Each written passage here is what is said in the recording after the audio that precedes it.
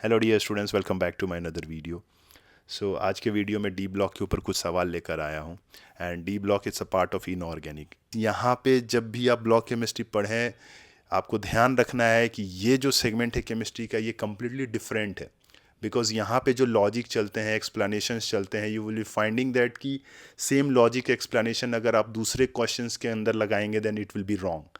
सो यहाँ पे what I insist on to my students is कि यहाँ कॉन्सेप्चुअल होना चलो अच्छी बात है, but at the same time informations आपके पास होना वो ज़्यादा डोमिनेटिंग फैक्टर हो जाता है। अब मान लो ऑर्गेनिक के अंदर क्या होता है कि एक लॉजिक होता है, एक एक्सप्लेनेशन होता है, वो आप हर जगह लगा देते हो and you are finding that it is correct every time. But inorganic के अंदर सेम लॉजिक के तर्ज पे आप फिर जाओगे एक्सप्लेन करने, then you will become absolutely emotional. आपको लगेगा कि अरे क्या ही पढ़ाया जा रहा है भाई, समझ में सब आ रहा है, मास्टर जो है वो 5 तरीके से 10 तरीके से एक्सप्लेन कर रहा है, नहीं फ़ायदा वैसा एक्सप्लेनेशन का जब क्वेश्चन जब आ रहा है जो नहीं बन पा रहा है। आप समझ पाएंगे मैं क्या बोल रहा हूँ with the help of question. Let's start with the first question. You have to determine the species where there is charge transfer phenomenon involved. So if I talk about D block, शुरू में सारे teachers पढ़ाते हैं physical properties, जहाँ पे charge transfer D transition के बारे में भी वो लोग बातें करते हैं and all. So based on that charge transfer आपको पता है कि मोमेंटरली जो है सराउंडिंग एटम वो एक इलेक्ट्रॉन ट्रांसफ़र करता है to the central metal atom and ion, and central metal atom और आयन फिर से वो इलेक्ट्रॉन जो है वो सराउंडिंग एटम को दे देता है। तो जनरली ये जो प्रोसेस होता है वो D0 या फिर D10 सिस्टम के लिए होता है, जहाँ पे you will be finding that कि there are no unpaired electrons. So if there are no unpaired electrons then वो जो डी ट्रांजिशन वाला कॉन्सेप्ट होता है, वो डी ट्रांजिशन वाला कॉन्सेप्ट ख़त्म हो जाता है। एंड अगर वो कॉन्सेप्ट ख़त्म हो जाता है देन वहाँ पे फिर कलर नहीं होता है कंपाउंड्स के अंदर। समझ आ रहा है आपको? बट वो एक अलग सेगमेंट है और चार्ज ट्रांसफ़र वाला जो फंडा है वो एक अलग सेगमेंट है। So if I talk about like KMnO4, ये सब लोगों को पता होगा कि ये +7 ऑक्सीडेशन स्टेट मैंगनीज लेकर बैठा हुआ है and it's a D0 system. ठीक है, सो अगर ये D0 सिस्टम है guys, then you will be finding that कि D0 सिस्टम है and it will not be having colour. But यहाँ पे ऑक्सीजन जो है वो मोमेंटरली एक इलेक्ट्रॉन ट्रांसफ़र करता है मैंगनीज को, मैंगनीज फिर वो इलेक्ट्रॉन ऑक्सीजन को ट्रांसफ़र करता है। So during this process you will be finding that कि मैंगनीज जो है वो D1 हो जाएगा। एंड अगर वो D1 हो गया guys, then you will be finding that कि बिकॉज ऑफ दिस प्रोसेस उसके अंदर जो है वो कलर आ जाएगा। So 4 is correct. But if I talk about the second one, then second one के अंदर you will be finding that manganese जो है इट्स अ D1 सिस्टम। ठीक है, यहाँ पे +6 ऑक्सीडेशन स्टेट लेकर बैठा हुआ है and you will be finding that कि यहाँ पे D1 है, so it will be like DD transition. But actually DD transition तो है, बट यहाँ पे एक ट्रैप है। मैंगनीज जो कि +6 ऑक्सीडेशन स्टेट लेकर बैठा है, यहाँ पे कलर जो है डोमिनेटिंग फैक्टर जो है वो DD ट्रांजिशन नहीं है, dominating factor charge transfer spectra है गाइस। इसी की मैं बात कर रहा था जब शुरू में इतना लंबा चौड़ा लेक्चर दिया था ना, वो इसी की बात कर रहा था। सो यहाँ पे भी you will be finding that because of the predominating ligand to metal charge transfer spectra, यहाँ पे कलर K2MnO4 का आता है। ठीक है, and if I talk about MnOH whole 4 -2, then it's because of DD transition. So ये तो होगा नहीं। एंड MnO2 ऑल्सो, यहाँ पे भी you will not be finding that color will be because of charge transfer. Now next is again from the physical property. Metal के interstitial जो sites होते हैं, उन साइट्स पे छोटे छोटे एटम्स जो है वो ट्रैप्ड हो जाते हैं। ठीक है, so because of that interstitial compounds are formed. Carbon जो है वो आयरन के इंटरस्टिशियल साइट्स में जाकर ट्रैप्ड हो जाता है एंड वहाँ पे आयरन का एक कार्बाइड बनाता है Fe3C, जिसको हम लोग बोलते हैं सीमेंटाइड। सो अगर ये इन्फॉर्मेशन आपको नहीं पता है देन फिर गड़बड़ हो जाएगा। बहुत लोग जो है वो ऐसा FeC फिर +2 मान के चलते हैं, फिर कार्बन 4 मान के चलते हैं, फिर Fe का 3 मान के चलेंगे एंड फिर कार्बन का 4 एंड अकॉर्डिंगली वो सॉल्व करेंगे। सो अगर आपको ये नहीं पता है देन यहाँ पे आपका गेम हो जाएगा। x + y की वैल्यू 4 आएगी। Fe3C को सीमेंटाइड बोलते हैं। नाउ नेक्स्ट क्वेश्चन जो है is from oxidation state. Again physical properties में सिखाया जाता है आपको। आयरन का ऑक्सीडेशन स्टेट जो है वो +6 है maximum. It is observed in potassium ferrate. तो गाइस अगर आप आयरन को देखोगे ना तो हम लोग को आइडिया लगता है आयरन मतलब +2 +3, तुम भी यही मार्क करोगे, या फिर किसी किसी केस में you will be finding iron +1 भी है, ये भी आपको बताया जाता है, and that is brown ring complex. Brown ring complex के अंदर यू विल बी फाइंडिंग कि आयरन जो है वो +1 ऑक्सीडेशन स्टेट लेकर बैठा हुआ रहता है, बट +6 के बारे में बहुत कम बातें होती हैं। एंड यहाँ पे कोई भी बच्चा ये सोचेगा ना ना +6 तो होगा नहीं, तो ये जो है वो पहला वाला गलत हो जाएगा, बट एक्चुअली ये सही है। आयरन +6 होता है। Potassium ferrate is K2Fe O4। ठीक है, तो यहाँ गलती हो सकता था आपसे। नाउ जो दूसरा ट्रैप है यहाँ पे वो है इलेक्ट्रॉनिक कॉन्फ़िगरेशन ऑफ Fe+2। ये है आर्गन 3d6, एंड यहाँ पे ये लिख रहा है कि it is always containing 4 unpaired electron. तो भाई अगर आपको डी ट्रांजिशन, ठीक है, जो चार्ज ट्रांसफर स्पेक्ट्रा है, कलर वाला जो सेगमेंट है, वहाँ पे आपको जो है वो बताया जाता है कि जो 5 सेट ऑफ डी ऑर्बिटल्स है ना, ये अभी डीजेनरेट है, सेम लेवल पे है, बट जब सराउंडिंग एटम जो है जो अप्रोच करता है towards the central metal atom, then यहाँ पे जो है वो इसकी डीजेनरेसी लॉस्ट हो जाती है, and then they will split in the form of 3 and 2। ठीक है, एंड वहाँ पे you will be finding that कि एटॉमिक स्ट्रक्चर के अंदर भी आपको बताया जाता है कि वो जो होता है वो T2G या फिर EG। एंड यहाँ पे जो है you will be finding that कि there will be a energy difference, right, जिसको हम लोग यहाँ पे CFSE, एक्चुअली ये कोऑर्डिनेशन के अंदर ज़्यादा डेप्थ में पढ़ाया जाता है, बट यहाँ पे भी आपको सिखाया जाएगा कि it will be like T2G and there will be like EG. So electron का transfer which is responsible for the color and all will be HOMO and then LUMO, HOMO-LUMO। Actually highest occupied molecular orbital से electron जाता है lowest unoccupied molecular orbital में, and because of that colour and all is coming. So if I talk about कि चीज़ें जो है वो ऐसी हैं, ठीक है, T2G एंड EG, देन यहाँ पे ये जो स्प्लिटिंग है ना, अब ये गैप कितना बड़ा होगा ये इस बात पे निर्भर करता है कि सराउंडिंग एटम क्या आ रहा है। ठीक है, एंड यहाँ पे ये जो मैं स्प्लिटिंग की जो बात कर रहा हूँ, ये एक अलग स्पेक्ट्रम हो जाता है पढ़ाने का। ऑक्टाहेड्रल, स्क्वायर प्लेनर, टेट्राहेड्रल, जो कि कोऑर्डिनेशन में पढ़ाया जाता है। अगर आपको समझना है एंड ऑल तो मेरे प्लेलिस्ट में पड़ा हुआ है कोऑर्डिनेशन कंपाउंड, आप जाके देख सकते हैं। बट ये जो आप सोच रहे हो ना 3d6, तो मतलब यहाँ पे आप ऐसे कर दोगे, right, and there will have 4 unpaired electron, then ये हमेशा ट्रू नहीं है। वो स्प्लिटिंग के ऊपर निर्भर करता है, ठीक है, कि स्प्लिटिंग कैसी हो रही है, ज्योमेट्री कैसा है and all, which means if that would be the case then it will not be always containing 4 unpaired electron guys। ठीक, एट द सेम टाइम जो अलग जो फॉर्मेट है Fe+3 ions have extra stability due to half field configuration, सही है, कोई दिक्कत नहीं है, and in all complexes they exhibit 5 unpaired electron. नहीं भाई, जो कॉम्प्लेक्स बनाएगा ना उसके अंदर यू विल हैव लिगेंड्स, जो मैं सराउंडिंग एटम बार बार बोल रहा हूँ।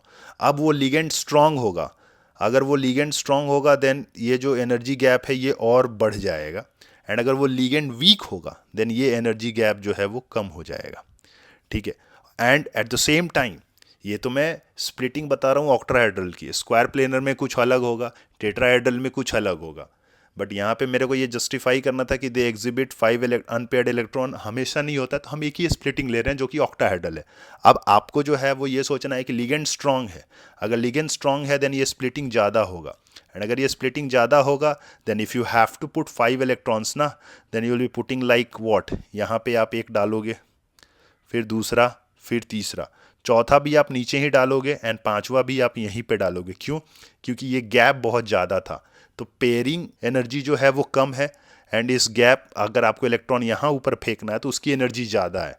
ठीक है, एट द सेम टाइम अगर वीक फील्ड लिगेंड है, वीक फील्ड लिगेंड है तो पेयरिंग एनर्जी ज़्यादा हो जाएगी उस केस में।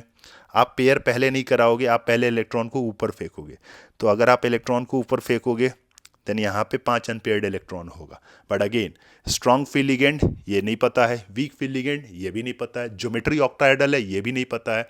ठीक है, सो दे एग्जिबिट 5 अनपेयर्ड इलेक्ट्रॉन्स, ये वाला भी फंडा जो है यहाँ पे गलत होता है।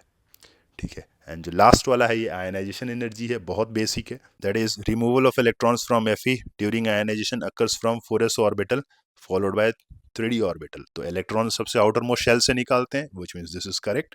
सो total number of correct statement कितना हुआ यहाँ पे? एक, और इनकरेक्ट कितना हुआ? वो एक नहीं हुआ, पहला वाला भी तो करेक्ट था ना। सो total number of correct statement is 2 and incorrect is 2. So 2 divided by 2 is 1. Now the fourth one is from again atomization physical property. Zinc cadmium mercury ये चुनिंदा लेवल के एलिमेंट्स होते हैं, ठीक है, एंड इनके बारे में बोला है they exhibit low enthalpy of atomisation due to completely filled e subshell. Yes that's true, इसमें कोई रॉकेट साइंस नहीं है. फिर उसके बाद बोलता है zinc cadmium do not show variable oxidation state. Agreed, where Hg exhibit +1 due to the formation of a metal metal bond. That's also true. Hg के बारे में ज़्यादा आपको भी आइडिया नहीं होगा. अलग अलग कंपाउंड्स वो बनाता है, corrosive sublimate and then calomel electrode. Then जो लास्ट वाला है basically C option, compounds of zinc cadmium mercury. यहाँ पे ट्रैप है, ये गड़बड़ हो जाता है. ये यहाँ पे डायमैग्नेटिक इन नेचर है, वो सोचेंगे ओके ओके D10 सिस्टम है, नो अनपेयर्ड इलेक्ट्रॉन्स. तो अगर नो अनपेयर्ड इलेक्ट्रॉन तो ठीक है, डायमैग्नेटिक होगा. बट यहाँ ऑलवेज लिखा हुआ है ब्रो, ठीक है, सच नहीं है ये. ऑलवेज नहीं होता केमिस्ट्री के अंदर कुछ की ऑलवेज डायमैग्नेटिक इन नेचर अगर लिखा हुआ है, ठीक है, देन यहाँ पे अब एनर्जी दे के हम उसको D9 बना सकते हो, उसको D8 बना सकते हैं, ठीक है. उस केस में अगर आप D9 वहाँ बना दिए ना तो फिर वो डायमैग्नेटिक नहीं होगा.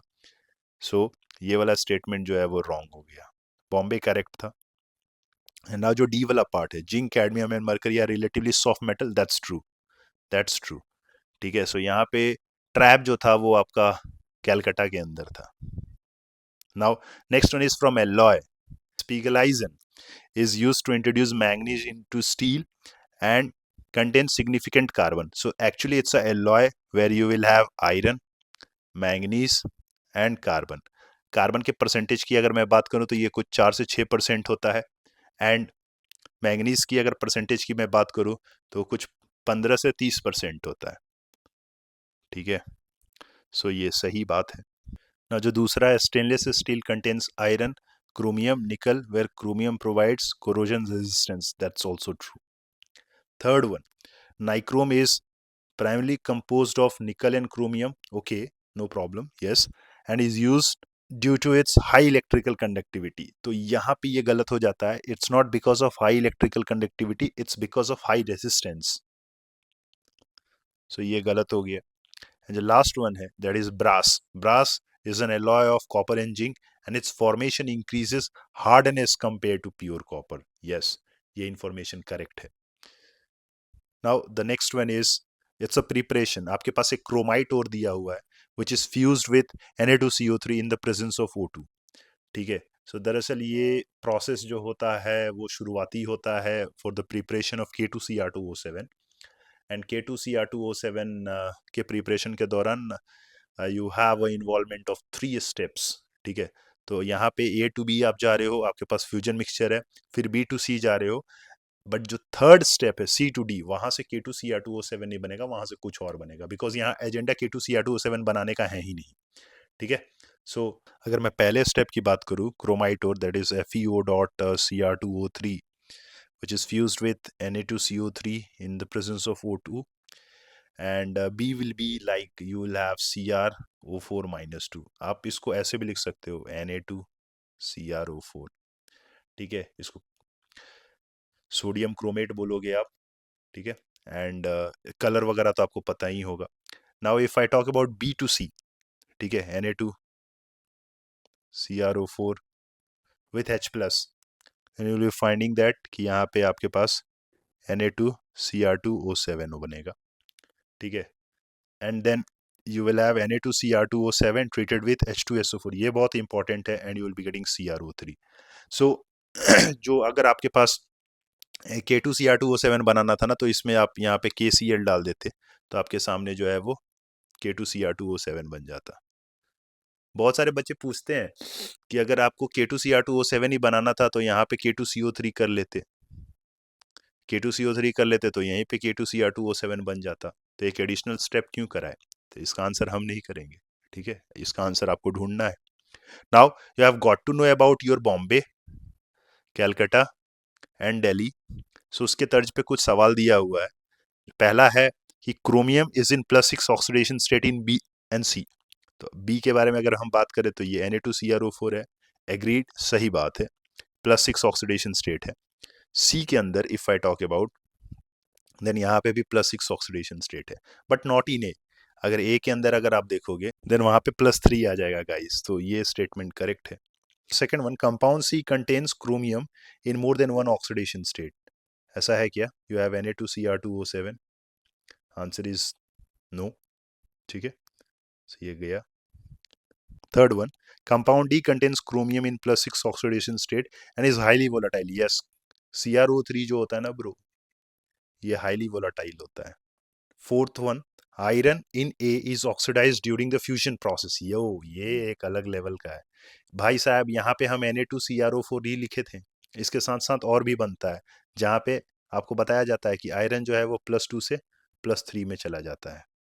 ठीक है, तो ये स्टेटमेंट करेक्ट है, iron is oxidise. B is yellow in colour and predominantly exist in alkaline medium. अगर मैं बी की बात करूँ ना, तो बी आपका क्या था? Na2Cr4। ठीक है, सो ये स्टेटमेंट सही है, बिकॉज वहाँ आपको बताया जाता है कि Cr2O7-2 is in equilibrium with Cr O4-2, है ना, कुछ पीएच वाला फंडा होता है, सोचना, याद करना। सो ये स्टेटमेंट करेक्ट है। Next one, conversion of B to C is a redox reaction. भाई साहब, काय का रेडॉक्स? ई भी +6 था, ई भी +6 था, तो काय का रेडॉक्स? ये तो नॉर्मल एसिड बेस लग रहा है, सो 6 इज नॉट करेक्ट। 7 बोल रहा है, D acts as a strong oxidising agent and react vigorously with organic compounds, so ये सही है। ठीक है, और कंपाउंड जो है वो अपने मैक्सिमम ऑक्सीडेशन स्टेट में है, सो ठीक है, it will act as oxidising agent. आठवां, all species B C and D involves tetrahedral geometry around chromium.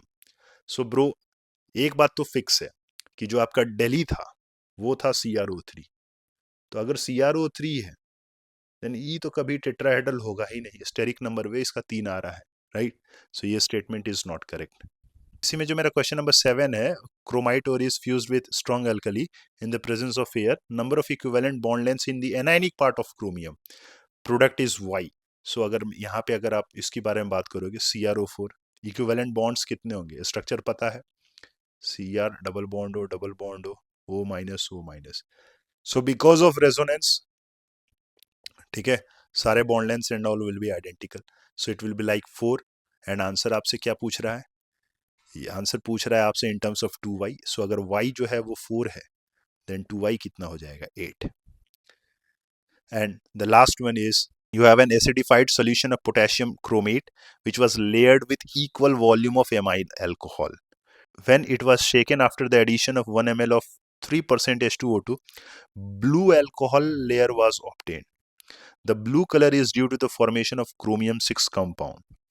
ठीक है, and what is the number of oxygen atom bonded to chromium through only one single bond in a molecule Y? Guys, ये question जो है वो JEE advance 2020 का है, and मैं जानबूझ के इसको लाया हूँ क्योंकि यहाँ पे रोल एमाइल अल्कोहल का इम्पोर्टेंट हो जाता है। बहुत सारे बच्चे बिना रोल के ही इसका आंसर कर बैठेंगे, क्यों? क्योंकि यहाँ पे वो लोग देख लिए हैं क्रोमियम और ब्लू, सो जनरली उनका माइंड जो है वो Cr O5 की तरफ जाता है। रेडॉक्स में भी टीचर्स पढ़ाते हैं, दैट इज ब्लू बटरफ्लाई। सो अगर ऐसा है, सो Cr O5 का स्ट्रक्चर उनको पता है, कुछ ऐसा होगा। एंड अगर थ्रू ओनली सिंगल बॉन्ड है ना ब्रो, तो यहाँ पे एक मिस्टेक होता है, बहुत सारे बच्चे ये वाला ऑक्सीजन भी ले लेते हैं। आंसर सिर्फ जो है वो कितना होगा? 4। अब यहाँ पे प्रॉब्लम क्या होता है ना, if I talk about Cr O5, ठीक है, तो Cr O5 पानी के अंदर अनस्टेबल होता है, इसलिए एमाइल अल्कोहल का यूज किया जाता है to make Cr O5 stable. अगर पानी के अंदर अनस्टेबल हो गया ना तो ब्लू कलर आएगा ही नहीं।